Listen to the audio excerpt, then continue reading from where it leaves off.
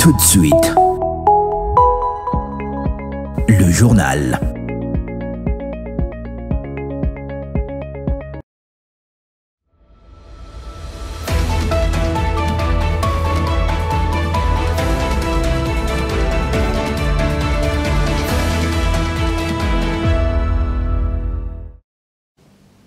Merci de nous choisir pour vous informer et bienvenue à cette grande édition dont voici les principaux titres.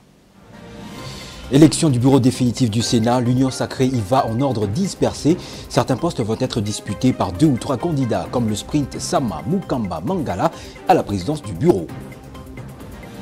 Candidat à la 2e vice-présidence, le professeur Modeste Bahati Lukwebo va affronter un autre candidat à ce poste. Mais quels sont les atouts du leader de la FDCA?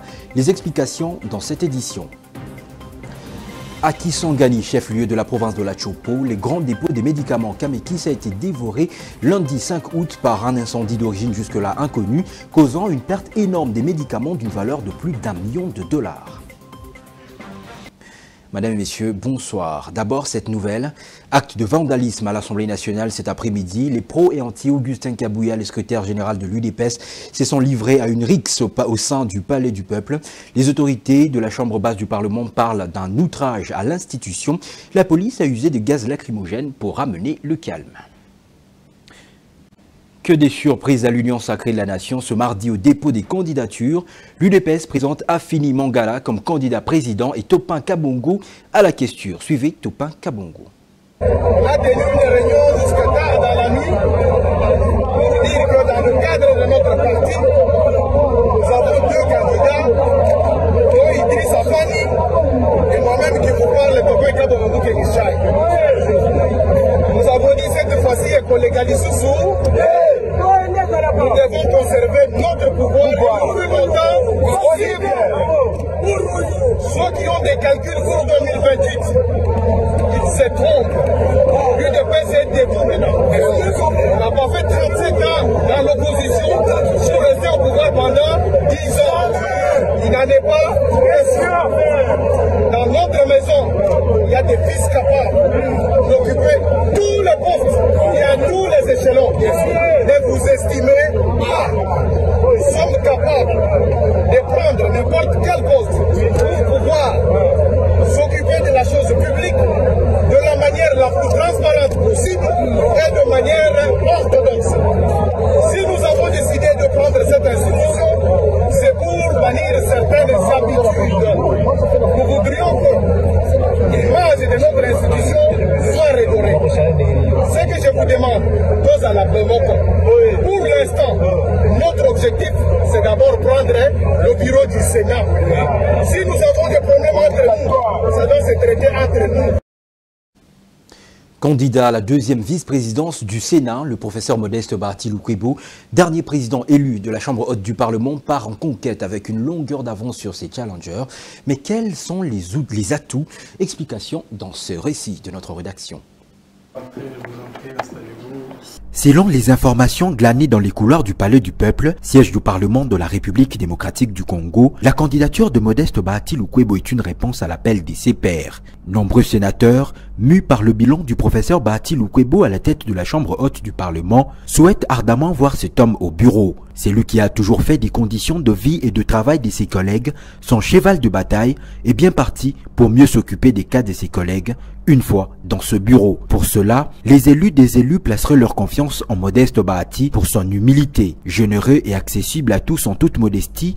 L'autorité morale des regroupements politiques AEDCA et AFDCA, 2e force politique au Parlement, et de la race de ces hommes qui savent trouver des solutions aux problèmes de ses semblables, même s'il faut mettre la main dans sa propre poche, témoigne un sénateur réélu. En plus d'un leadership inclassable ponctué d'une expérience avérée dans la gestion de plusieurs institutions dont les responsabilités lui ont été confiées, Modeste Bahati fait montre d'une loyauté exemplaire envers le chef de l'État. Fort d'une gestion exemplaire et très productive à la tête du Sénat pendant près de 4 ans, l'élu des Bukavu n'a plus besoin de voir son nom chanter pour comprendre que les prouesses réalisées aux commandes de la Chambre haute ont maintenu sa renommée. Son parcours politique ayant attesté que Bahati Lukwebo peut servir à plusieurs niveaux sans faire ombrage aux autres, l'ancien patron de la société civile est bien parti pour être celui qui s'occupera du contrôle parlementaire et des relations avec la Cour de compte, attribution revenant au deuxième vice-président de la Chambre haute du Parlement. Poids politique important, implication et loyauté à l'Union sacrée et à son chef,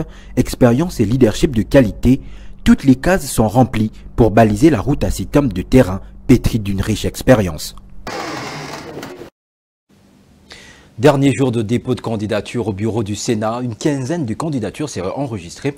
De leur nombre, quelques femmes, dont Nefertiti Ngoudianza et Carole Aguito, respectivement candidates au poste de rapporteur et à la questure. Leurs propos ont été recueillis par Ebenezer Bwanga.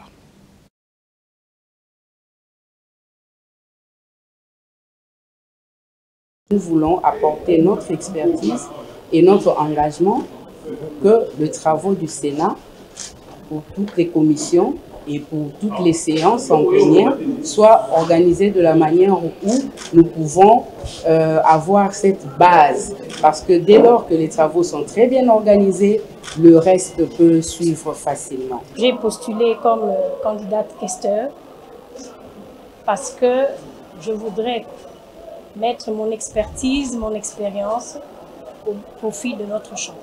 Nous allons travailler, si les collègues nous font confiance, suivant les règles de l'art.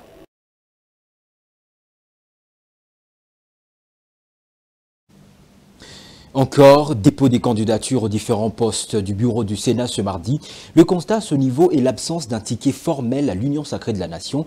Certains postes vont être disputés par 2 ou 3 candidats, comme ce sprint Sama Mukamba Mangala à la présidence du bureau. Contrairement à l'élection du bureau définitif de l'Assemblée nationale, où l'Union sacrée n'est gérée que sur son ticket gagnant, avec une tête par poste, au Sénat, c'est une autre réalité. Pas de tickets formels cette fois-ci. Un bon nombre de candidatures se signalent, malheureusement, pour se disputer un même poste. L'Union sacrée de la Nation joue ses cartes en mode dispersé. Que se passe-t-il réellement? Quelle est donc la stratégie derrière une telle politique? Y a-t-il un soubassement dans ces jeux? La course à la tête du Sénat s'annonce davantage rude.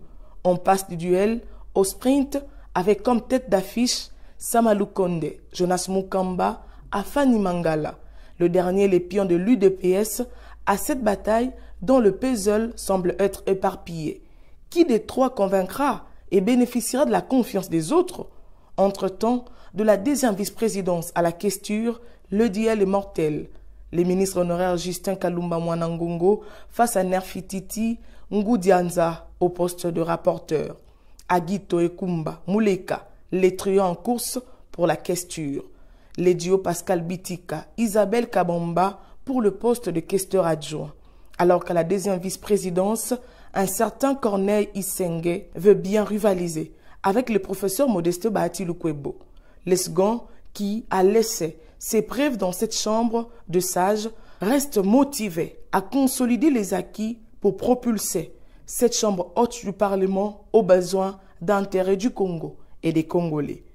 En attendant, la tenue de la plénière de tous les enjeux, les 10 août, date de la tenue de l'élection et installation du bureau définitif, la marche continue quant à l'examen des candidatures et des recours avant l'affichage de la liste définitive des candidats retenus. Exécutif provincial de la ville de Kinshasa investi dans la nuit du samedi 3 au dimanche 4 août dernier. L'équipe de l'exécutif de Daniel Bumba, appelée à relever la lourde pente héritée de son prédécesseur, suscite déjà des inquiétudes dans l'opinion. Pour Paul Pascal Tshisekedi Kabongo, le départ ne présente aucune bonne suite. Il était au micro de Joseph Ikati. Oui, mais je pense que la sélection n'a pas été bien faite parce que déjà 4 députés provinciaux sont nommés ministres. Donc il y a un problème au niveau où il y aura contrôle parlementaire parce que ces députés devraient plutôt contrôler les ministres qui devraient être nommés. Mais fort malheureusement, nous avons constaté que les mêmes députés ont été nommés comme ministres. Est-ce qu'ils vont-ils répondre aux besoins de la population quinoise? J'en doute. Parce qu'il y aura une nonchalance qui sera du fait que eux ne vont pas nous donner un bilan positif. Donc, il y aura un sérieux problème lorsque les contrôles parlementaires vont intervenir, parce qu'eux-mêmes ils sont députés, peut-être par corruption, ils peuvent encore corrompre leurs camarades ou soit leurs collègues députés, et ainsi les contrôles ne seront pas bien faits. Donc j'estime que cette sélection n'a pas été bien faite. Et nous aussi, en tant que jeunes, par notre concept contrôle citoyen, nous allons contraindre au fait Daniel Bumba et son équipe de nous donner un bilan positif, quoi qu'il en coûte les prix, parce que la ville, elle souffre. Le gouverneur militaire de la province de l'Ituri, Johnny Luboyanka Chama, a présidé hier la réunion de commandement des grandes unités à laquelle il a associé la MONUSCO. Au menu, la stabilisation et la paix dans certaines zones qui sont encore sous menace des groupes armés locaux et étrangers. Reportage. Résolument décidé à stabiliser certaines zones menacées par les groupes armés locaux et étrangers, le gouverneur militaire de l'Ituri a présidé ce lundi 5 août courant la réunion de commandement de grandes unités à laquelle était associée la MONUSCO. Il était question pour le lieutenant général Luboyanka Chama Johnny de transmettre au commandant des instructions et orientations opérationnelles pour la restauration de l'autorité de l'État sur l'ensemble de l'Ituri, mission première de l'État de siège instauré par le chef de l'État, Félix Antoine Tshisekedi Tshilombo, a dit le lieutenant Jules Ngongo, porte-parole du secteur opérationnel de FARDC en Ituri. Les forces armées avec la force de la MONUSCO puissent stabiliser des zones où il y a l'instabilité, dans la profondeur, dans les territoires de Mambasa, contre les ADF. Et donc l'objectif, c'est arriver à l'état final recherché, qui est la paix, la restauration de l'autorité de l'État. Pour y arriver, les commandants des opérations, le lieutenant-général Luboya, appellent la population à se désolidariser de tous les manipulateurs, à ne pas jouer le jeu de l'ennemi et à faire confiance aux forces armées. Et de pérenniser la confiance qui existe actuellement pendant cette période de l'état de siège, la confiance entre la population et les forces armées, et justement pour mettre notre population d'une manière générale sous la haute protection des forces armées de la République démocratique du Congo. Depuis sa prise de fonction à la tête de cette province, le commandant des opérations en Ituri, le lieutenant-général Luboyanka Chama Johnny, ne cesse de prôner l'unité, la paix et la réconciliation des communautés de l'Ituri à travers l'approche non militaire pour un retour apaisé de la quiétude dans cette partie du pays.